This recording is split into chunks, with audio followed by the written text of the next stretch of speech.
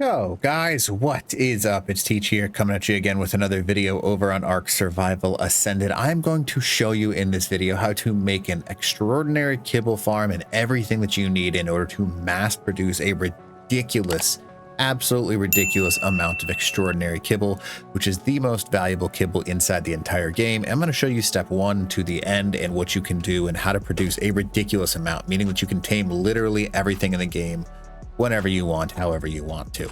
Now, if you don't mind, smash that like button, leave a comment below for the algorithm, and then consider subbing to the channel. I'm getting close to 100K, and that's kind of been my dream all along. So everything that's on this platform right here is what you need in order to make a farm. And it's actually stupid easy. You rarely even need to leave your base. This is all basically just done in the background, so you don't even really need to do anything difficult. And that's why people kind of like misunderstand the value of a productive base, because if you have exactly what you need all ready to go and you know what you're doing, you can make thousands of this kibble a day. Now, it's all dependent on 2 factors, right? Knowing what to do and having the right tames. It's super easy.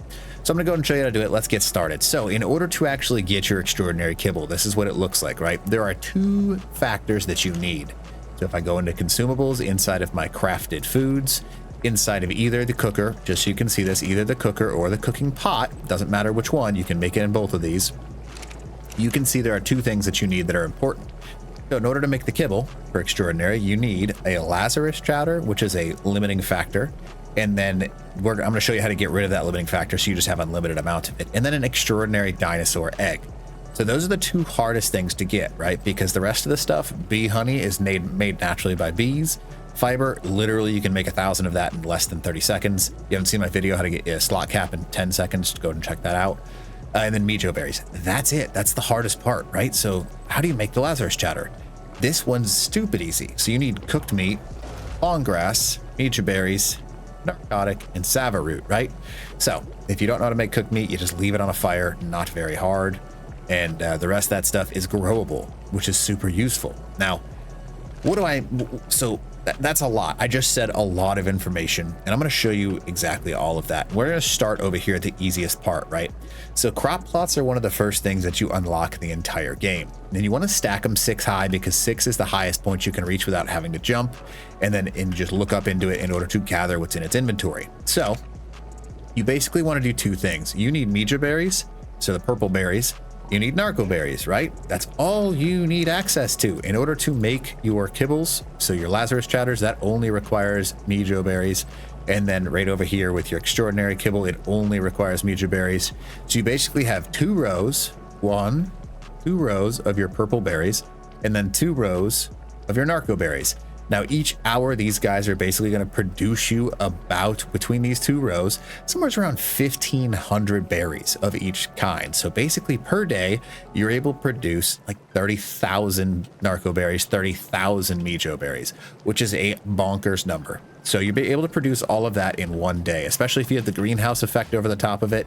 I highly recommend that. So you've got now berries are no longer your problem, right? You can have a farm of berries just by having 2 foundations of space. Now, the next thing you need to do is make sure you grow the right crops, right? So in order to grow the right crops, we need to go back into our kibble here. Extraordinary kibble, right? So we don't actually need anything for this. We need it for this guy, Lazarus chowder. So we need long grass and sava root. Now, they both grow at the exact same rate. So you're going to have 6 on this side of long grass, 6 of this side of sava root, and then 3 in the middle for sava root and long grass of each. And then you have basically you're going to produce about the same rate. You're getting like 1,000 a day of each kind at minimum. And you put greenhouse effect over that and you get 300% bonus as well. Now Lazarus chowder is no longer your problem, because we've got the narco berries for the narcotic. We've got the mijo berries for the actual production of both things. And then we've got long grass and sava root. Now, you're naturally producing all of this. Now, if you're leveling your dinos, and oh my goodness, he just took me for a ride. If you're leveling your dinos, you're probably going to be out gathering meat anyways, right? Using a Rex or using a Giganotosaurus. You just walk around and naturally get meat, right? In order to cook that, you just place it on top of a fire and walk away and come back 10 hours later. Or you can use an industrial cooker and get your cooked meat. So that's really easy to do. Cooked meat shows up really quickly, so that's not really a factor that we're concerned about. The next thing we're concerned about is spoiled meat, right? All you have to do is get regular meat, poop in a toilet, and it instantly spoils your meat. instantly. So now you no longer have a limiting factor of that. So you can basically make your narcotic inside of a chemistry bench or a mortar and pestle, put it inside of that. Now we no longer have any issues with anything inside of our list here. So Lazarus Shatter is easy to make because we made all of that just passively inside of our base. Now we're going to go back into this guy right here, right? So the extraordinary kibble, we've got the Mijo berries. Now the next thing, right? Giant bee honey, very easy to get, especially if you haven't seen my how to tame these things. You literally just have to kill the nest and claim it, and then put it inside of your base with some rare flowers, and it will naturally produce honey inside of it. 3 is the perfect number, by the way. Having 3 inside of your base will produce enough so you can make a ridiculous amount of extraordinary kibble. And those are, again, passive generation. Now, all of that being said, right, the only thing that can be a little bit difficult, but once you get it, I promise this is one of the most valuable things to actually have in the entire game.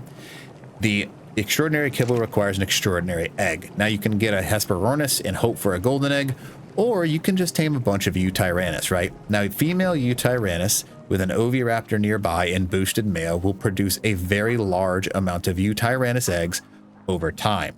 The more female Eutyrannus you have, the more eggs they produce. No duh, right? And as long as they're mate boosted with a male nearby, they will produce eggs twice as fast. So you can have 10, 15, 20, 25 Eutyrannus, and they'll be producing hundreds of eggs a day.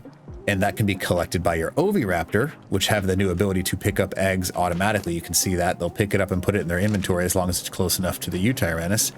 And literally everything you need for extraordinary kibble can be made on this foundation exactly using what I just explained to you. Now, you can produce so much extraordinary kibble that you will never need to tame something without using extraordinary kibble. Some people are like, oh yeah, Teach, well, the level is too high. If you don't, just run a note run. It takes literally 10 minutes to run a note run to be level 70, 80, easily. Not a problem at all. So now you've unlocked all of these things. The hardest thing is going into the snow zone, and I'll show you if you haven't seen that before, the upper left corner of this map, and then you just tame a couple Eutyrannus. Use prime meat, not a problem at all. Eutyrannus are really easy. They have a long knockout timer. Everything that you need in order to make an extraordinary kibble farm and get in a stupid amount of extraordinary kibble is just right here. Follow exactly what I just told you, and you will never again have to work for kibble because you can use it for every dino in the entire game, and that's all you need. And you can make hundreds of extraordinary kibble a day, and most tames, maximum level tames, hard things to tame, only require like 10 of it. So you can use it to trade. You can use it, be like, hey, I'll give you 10 extraordinary kibble for whatever you want, right? It's one of the most valuable things in the entire game, and you definitely need to take advantage of it. And this is how you make a ridiculously easy farm in order to get it. Now, if you have any questions, just make sure you leave in the comments below and I'll react as quick as I can. But outside of that, hopefully this helps. Teach.